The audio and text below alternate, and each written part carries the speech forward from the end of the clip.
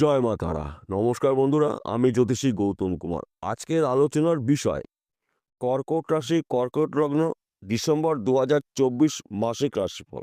অর্থাৎ আপনি যদি কর্কট রাশি অথবা কর্কট লগ্নের জাতক বা জাতিকা হয়ে থাকেন, ডিসেম্বর মাসে আপনার জন্য কি অপেক্ষা করছে, ভালো না মন্দ, এই দুটো বিষয় কিন্তু আমি আপনাদের কাছে বিস্তারিতভাবে আলোচনা করব। কিন্তু ভিডিওটি না কেটে না টেনে সম্পূর্ণ আপনাকে দেখতে হবে, কেননা এই ভিডিওর মধ্যে আমি আপনাদের 10টি শুভ খবর জানাবো। তার পাশাপাশি 4টি মারাত্মক ঘটনা আপনাদের সঙ্গে ঘটতে পারে, এই বিষয়টাও আপনাকে সতর্ক এবং সাবধান হতে হবে। তবে শুরু করার আগে আমরা প্রথমে জেনে নিই, আমাদের 12টি রাশি রয়েছে, 12টি লগ্ন রয়েছে, 27টি নক্ষত্র রয়েছে এবং 9টি গ্রহ রয়েছে। এই 9টি গ্রহ কিন্তু আমাদের নিয়ন্ত্রণ করে এবং 9টি গ্রহর মধ্যে কোনো কোনো গ্রহ আমাদের জীবনে সুখ, শান্তি, সমৃদ্ধি নিয়ে আসে। কোনো কোনো গ্রহ আমাদের জীবনে দুঃখ, কষ্ট, দারিদ্র নিয়ে আসে। শুধু আমাদের জানতে হবে কোন গ্রহরা আমাদের ক্ষতি করছে এবং কোন গ্রহরা আমাদের ভালো করছে। এটাই কিন্তু বৈদিক জ্যোতিষশাস্ত্র, যা নাকি অনেক আগের থেকে জানা যেতে পারে। 1 ডিসেম্বর সকাল 6টা গ্রহদের গোচরগত অবস্থান প্রথমে আমরা দেখে নিই। দেবগুরু বৃহস্পতি রয়েছে বৃষ রাশিতে বক্রী অবস্থায়, মঙ্গল রয়েছে কর্কট রাশিতে, কেতু রয়েছে কন্যা রাশিতে, বৃশ্চিক রাশিতে সূর্য বুধ রয়েছে, কুম্ভ রাশিতে রয়েছে কর্মফলদাতা ন্যায় বিচারক শনিদেব, বক্রী ত্যাগ করে মার্গী অবস্থায় রয়েছে, মূল ত্রিকোণের আনন্দ ক্ষেত্রে রয়েছে, শুভ নক্ষত্র রয়েছে রাহু শতবিশা নক্ষত্রে এবং রাহু রয়েছে মীন রাশিতে, শুক্র রয়েছে ধনু রাশিতে। একাধিক রাজযোগ তৈরি হবে কিন্তু ডিসেম্বর মাসে। আর তাছাড়া ডিসেম্বর মাসে কিন্তু গ্রহরাও স্থান পরিবর্তন করবে। এইবার আসুন আপনার রাশির সাপেক্ষে কোন কোন ঘরে কোন কোন গ্রহরা অবস্থান করছে। আপনার রাশিতেই রয়েছে সেনাপতি গ্রহ মঙ্গল এবং আপনার রাশিতে কিন্তু শুক্রর দৃষ্টি রয়েছে। তাই শুক্রর দৃষ্টি রাশি থাকা মানে কিন্তু আপনি একজন সফলতা অর্জন করতে পারবেন। আপনার রাশির একাদশে রয়েছে দেবগুরু বৃহস্পতি। এই দেবগুরু বৃহস্পতি আর শুক্র, এই দুটি গ্রহ কিন্তু আপনার উন্নতি করার ক্ষেত্রে একাই 100। এই দুটি গ্রহ কেন বললাম এই কথা, এই দুটি গ্রহ কিন্তু 9টি গ্রহের মধ্যে গুরু গ্রহ। দেবগুরু বৃহস্পতিকে মানা হয় দেবতাদের গুরুদেব, শুক্রকে মানা হয় দৈত্যগুরু শুক্রাচার্য।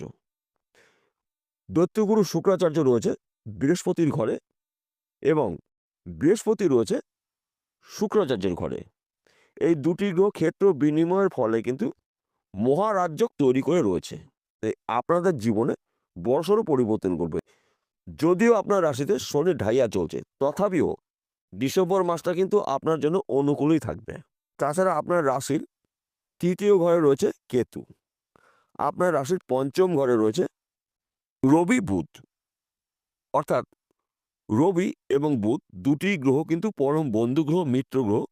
দুটি গ্রহ একত্রে থাকাকালীন বোধাদিত্য রাজ্য তৈরি করে রয়েছে। আপনার জন্য মঙ্গলময় কিছু ঘটনা অপেক্ষা করছে। আপনার রাশির 7ম ঘরে রয়েছে শুক্র। শুক্র 7ম ঘরে থাকা মানে ব্যবসা বাণিজ্য শুভ এবং সাংসারিক জীবন সুখ, শান্তি, সমৃদ্ধি প্রবেশ করবে। আপনার রাশির 8মে রয়েছে শনি। এই শনি আপনাকে মাঝে মাঝে সমস্যা সৃষ্টি করবে। আপনার রাশির 9ম ঘরে রয়েছে রাহু, ভাগ্যভাবে রাহু রয়েছে। এই হলো 9টি গ্রহর গোচরগত অবস্থান। এইবার আমি 10টি শুভ খবর দিয়ে আগে শুরু করি। 10টি শুভ খবরের মধ্যে প্রথম শুভ খবর, আপনার শরীর মন ভালো থাকবে তুলনামূলক। মাঝে মধ্যে শরীরে সমস্যা হতে পারে, বড় কিছু হবে না এবং মাঝে মধ্যে আপনার দুশ্চিন্তা হতে পারে। এই বিষয়টা আপনাকে সতর্ক থাকতে হবে। বিদেশ যাত্রা শুভ, চাকরি ক্ষেত্রে প্রমোশন, বেকার যদি থাকেন বেকার থেকে আপনি এবার মুক্ত হতে চলেছেন। ব্যক্তি বিশেষে কাজবাজ আপনি করতে পারেন, ব্যক্তি বিশেষে আপনি কর্ম পেতে চলেছেন। কিংবা আপনি যদি চাকরির জন্য প্রচেষ্টা করেছিলেন, চাকরির ভালো একটি খবর পেতে পারেন। কিংবা আপনি হয়তো চাকরি করছেন, চাকরি ক্ষেত্রে প্রমোশন প্রাপ্তির যোগ রয়েছে। এবং আপনার ব্যবসা ক্ষেত্রে সফলতা। আপনি যেই ব্যবসাই করুন না কেন, ব্যবসা ছোট হতে পারে, মাঝারি হতে পারে, বড় হতে পারে, ব্যবসা পরিবর্তন হতে পারে। ওই ব্যবসা চলাকালীন আপনি কিন্তু আরও ১টি বা ২টি ব্যবসা শুরু করতে পারেন। অধিক লাভজনক ব্যবসা আপনি শুরু করতে পারেন। তাছাড়া আপনি যদি এক্সপোর্ট ইম্পোর্টের বিজনেস করেন, এই সময়টা কিন্তু আপনার অনুকূলই থাকবে। ডিসেম্বর মাসটি আপনার জন্য শুভ মাস। তাছাড়া আপনি যদি জমি জায়গার ব্যবসা করেন, এই সময়টা আপনার জন্য অনুকূল। জমি জায়গার ক্ষেত্রে ভালো একটি প্রফিট আপনি পেতে পারেন। অর্থাৎ দ্রুত গতিতে আপনি আয় উপার্জন করতে চলেছেন। কিংবা আপনি যদি অনলাইনের সাথে যুক্ত থাকেন, শেয়ার বাজারে টাকা লগ্নি করছেন, ব্যাটিং করছেন, মার্কেটিং করছেন, এই সময়টা কিন্তু আপনার শুভ। হঠাৎ অর্থ প্রাপ্তির যোগ রয়েছে। যেহেতু ভাগ্যভাবে রাহু রয়েছে, তাই রাহু এমন একটি গ্রহ, পরিশ্রম অনুসারে অর্থ বেশি আয় উপার্জন করে দেয়। রাহু যদি আপনার জন্মকুণ্ডলিতে শুভ অবস্থায় থাকে, তাহলে আপনি রাতারাতি কোটিপতি হতে পারেন। তাছাড়া আপনার শত্রু নাশ, বিশেষ করে মায়ের আশীর্বাদ পেতে চলেছেন। মা কিন্তু আপনাকে সাপোর্ট করবে, কিন্তু পিতার মধ্যে পুত্রের মধ্যে মাঝে মধ্যে সমস্যার সৃষ্টি হতে পারে। যেহেতু অষ্টম ঘরে শনি রয়েছে, হয়তো আপনার পিতার সঙ্গে আপনার সঙ্গে মনের মিল হবে না, কিংবা তর্ক বিতর্ক হতে পারে। তার পাশাপাশি হয়তো আপনার সন্তান আপনাকে হয়তো গুরুত্ব দেবে না, কিংবা আপনার বাধ্য থাকবে না। এই বিষয়টা আপনাকে সতর্ক হতে হবে, সাবধান হতে হবে। তাই এই বিষয়টা আপনি একটু মানিয়ে নেওয়ার চেষ্টা করবেন। কিন্তু মায়ের সঙ্গে আপনার খুব ভালো সম্পর্ক থাকবে। বিশেষ করে যারা প্রেম ভালোবাসার মধ্যে যুক্ত রয়েছেন, তাদের কিন্তু সময়টা অনুকূল নয়। প্রেমিক বা প্রেমিকাদের মধ্যে কিন্তু সন্দেহতার প্রবণতা বাড়তে পারে। আপনারা এই বিষয়টা একটু মানিয়ে নেওয়ার চেষ্টা করবেন। যদি আপনি কর্কট রাশির জাতক অথবা কর্কট রাশির জাতিকা হয়ে থাকেন, তাহলে এই সমস্যা কিন্তু আপনাদের মধ্যে আসতে পারে। এই বিষয়টা একটু আপনি মানিয়ে নেওয়ার চেষ্টা করবেন। আপনার জীবনের ১০০% পরিবর্তন যদি আপনাকে নিয়ে আসতে হয়, তাহলে আপনার কিছু কর্ম করতে হবে, কিছু নিয়মের মধ্যে আপনাকে থাকতে হবে। আমি কিন্তু টোটকার কথা বলছি না, এটা টোটকা নয়। সারা জীবন চন্দ্রদেবের কৃপা আশীর্বাদ যদি আপনি পেতে চান, তাহলে আপনাকে এই কাজটি করতে হবে। যেহেতু আপনি কর্কট রাশির জাতক বা জাতিকা, আপনার রাশির শাসক গ্রহ চন্দ্রদেব।